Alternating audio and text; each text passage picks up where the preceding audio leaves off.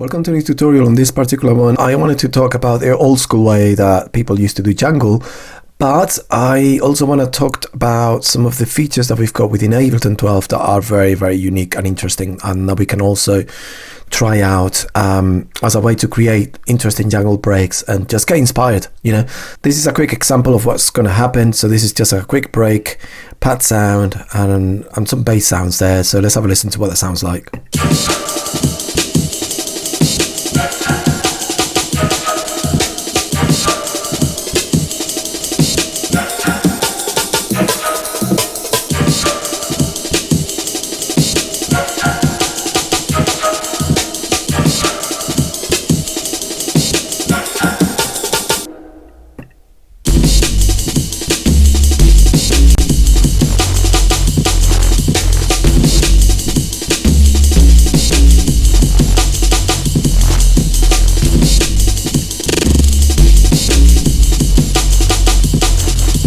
So in this particular one, we are going to be focusing on chopping amens by using Simpler. Okay, some of you have been leaving in the comments as well for me as to what techniques you're using. And I thought, it could be a good, interesting video as well to kind of cover what's possible within Ableton as well when we use the slice mode in Simpler.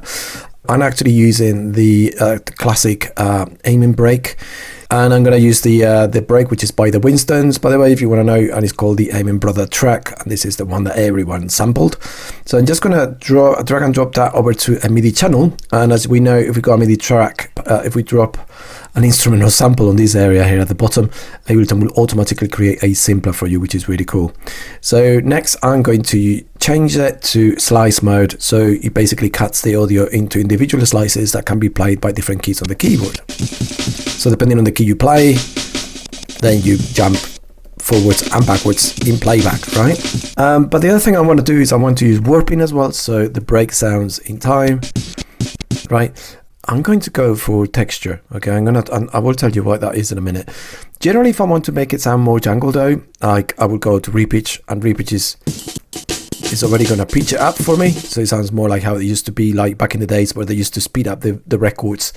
And then that's the jungle kind of sick sound, right? They took the amen breaks and then they speed up the record and they were like, "Whoa, that sounds cool." And then, yeah, that's how it came to be, right? That would be the typical amen break. But on this particular one, I'm going to use texture, and I'll tell you what that is in a minute. And so I'm going to go with texture. And the other thing I'm going to do as well is I'm going to, instead of slicing it by transient, I'm going to slice it by beat, and I'm going to slice it by 8, which is what they used to do back then as well. Slice it into 8 notes. So each hit covers an 8 note, and you still get the kind of feel of the break. Let's not forget, because we're working with Ableton, if I really wanted to tighten it up, like I could potentially adjust each one of them, like especially the ones I see that they kind of look a little bit messy, potentially like this, individual hits, I could then adjust them. And I mean, this could be a long, lengthy process, but in a sense, it could work quite nicely. That would be more for like a really tight kind of like amen break. And in fact, let me just do that. You can see it takes no time. It doesn't have to be perfect. But what I'm doing is I'm just moving the individual markers to the closest transient, so things will sound more in time, okay? And of course, I'm killing the groove of the original drummer a little bit. But hey, I'm just sort of showing you that we can definitely adjust just to make it sound cleaner, okay? Right, so now everything is lined up. I'm just standing on purpose. You don't have to, okay? I'm just lining it up. So now, when I hit, it's bang on, right? It hits the perfect spot, right? Which is what we want it. And the next thing I'm going to do now is I'm going to show you a different technique. So I'm going to create an empty clip. And what we're going to be using is, rather than me drawing the notes, which can be done, okay? As you can see, I mean, this could be one way that we can do it, but the problem is that I have to, if I want to change the notes, it's just a little bit of a faff, because it just doesn't delete them, right? I could move them one by one, but there's a little bit of a lengthy process. Generally, like when we work with breaks, you start with C1, that's the lowest note when you use the slice mode. But this could be a little bit messy, right? So what I'm going to be using is I'm going to be using here on the generators, I'm going to use the shape tool instead. And the shape tool basically allows me to draw, but when I draw again, it replaces and just moves the notes around, which is really handy. And as you can see, I already got it set up to 8 notes, Really important, because remember that we slice it by 8 notes, so that's cool. And then what I'm going to do is I'm going to just play it. Right, the first thing that we want to make sure of is like the first note. I'm going to adjust it, as you can see here. I just want it to be a kick, and this is super important. I don't want it to be that one. I think there's another one right after. That's the one, right? You can see it. And the key here is to never move that first one and just draw afterwards, okay?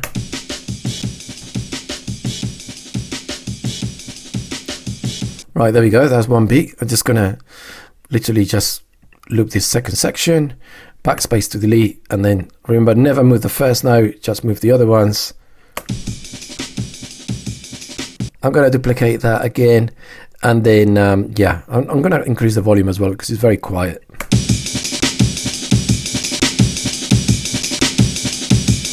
Nice. Okay, so this one, let's just remember, never touch the first note.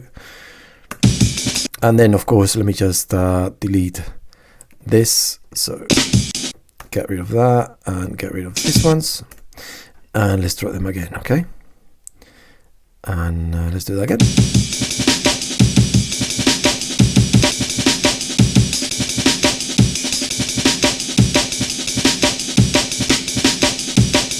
Nice, I like that.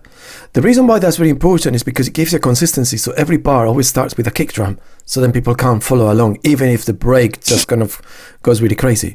So again, duplicate. Let's just do one more time, and let's do an extra variation on the last one. And again, I'm just gonna delete it.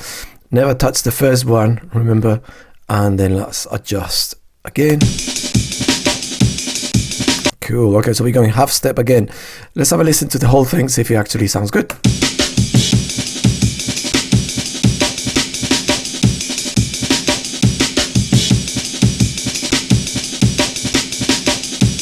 I like it. It's quite original sounding, isn't it? It's quite an interesting one.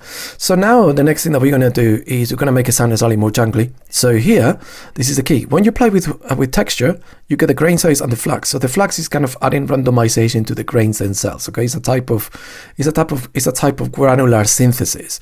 So we don't want the flux to be on. But what we want to do is we want to play with the grain size, and that's going to give you like a really interesting sort of metallic sound as we transpose. Look what happens when I play with really high grain size and I transpose it. This sounds kind of jumpy, right? Almost messy. But if we lower the grain size, we start getting this kind of typical jungle metallic sound that they used to hear in a lot of tracks.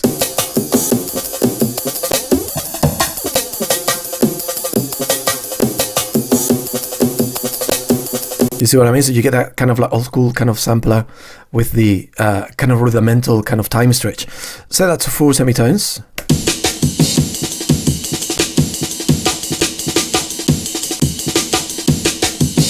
Nice. Wicked. I mean, let's just hear that in context, see what it feels like.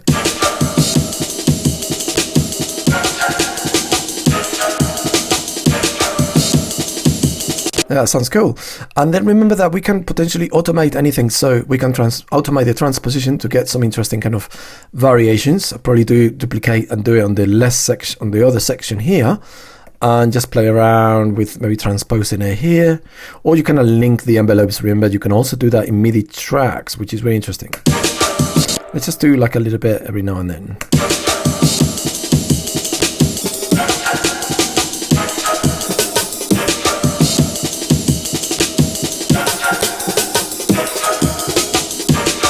There you go, right? You get that sort of effect, which is really cool, and it sounds quite authentic, right? It almost sounds like if it was sampled for like an old Akai sampler in a sense, right? It's not perfect, obviously, but you get there, right? And the texture mode is really important. And then if you want to add a little bit of variation, there's some interesting things that we can do because we are playing with notes here. So of course I can do fade in and fade out. I don't think it's going to make a massive difference on this, in all fairness, but yeah, you can chop it up a little bit, but it just chops it to. Can tighten it up a little bit, especially with the fade out, but it's maybe too abrupt. But the other thing is as well that we can do is we can explore adding MIDI effects in front of simpler, okay?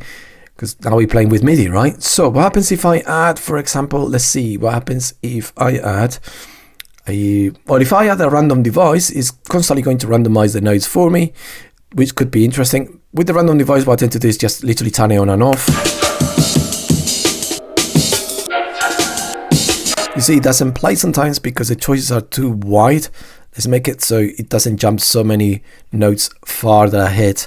So let's just maybe say 2 choices, and let's make that so it's going either after or before it, right? So it replaces that particular note for one here or one there, right? And it does it randomly. So that should sound a little bit tighter.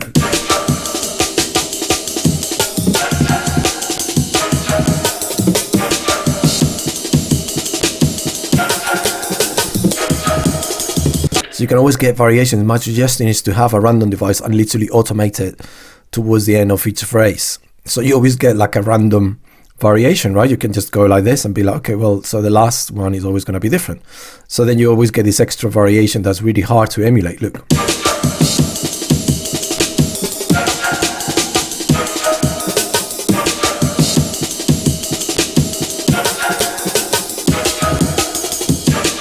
Nice.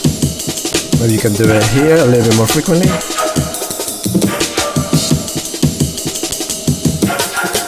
Right, so you can do little things like that, and every time you hear the break, it's always going to be slightly different, right? Because you're using it random. But don't have it on all the time, because otherwise it sounds chaotic. But if you use it every now and then sporadically towards the end of phrases or sections, could work really, really well. And lastly, another thing that's also worth exploring is the fact that we can add an arpeggiator in front of it as well. And the arpeggiator can add movement to the notes themselves. Look what happens if I use the arpeggiator and I automate the rate. Okay, I'm going to make it, actually, let's make it into notes. You're going to hear that it's going to double the notes. Instead of hearing like 1/8 notes, we're going to hear almost like doubles. Let's just try, let's just start with 1/8. It almost sounds like an echo, right?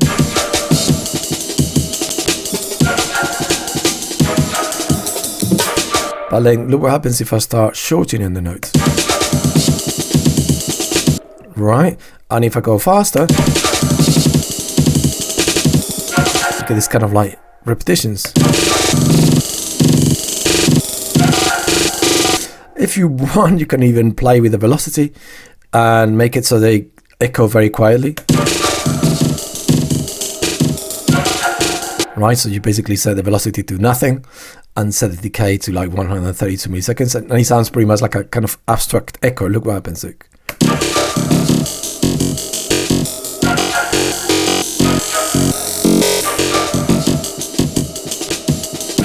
So that can be really interesting as well in order to glitch out things. But yeah, it's just worth exploring because this can be turned on, and obviously you can play with even triplets and stuff like that. Like if you do 124, it's going to sound really, really abstract. Right, or even if you play with like 112. Look.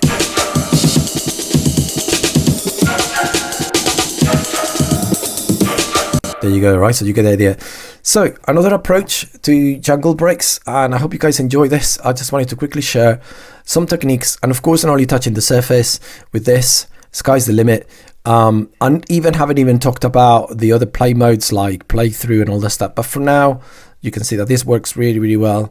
Amazing, guys. So thank you so much for watching. As always, you know, if you have any questions, please let me know in the comments, and I look forward to hearing from you. And yeah, on to the next one. And again, if you want to hear from me, if you want me to teach you, remember that I've been a teacher for Ableton Live for like over 14 years. So if you want me to teach you personally, you can find links in the description. And I also, as you can see, I've got a sound design module, and I have got a preset pack as well for drum bass. So anyway, guys, enjoy, and we'll see you very soon. Take care.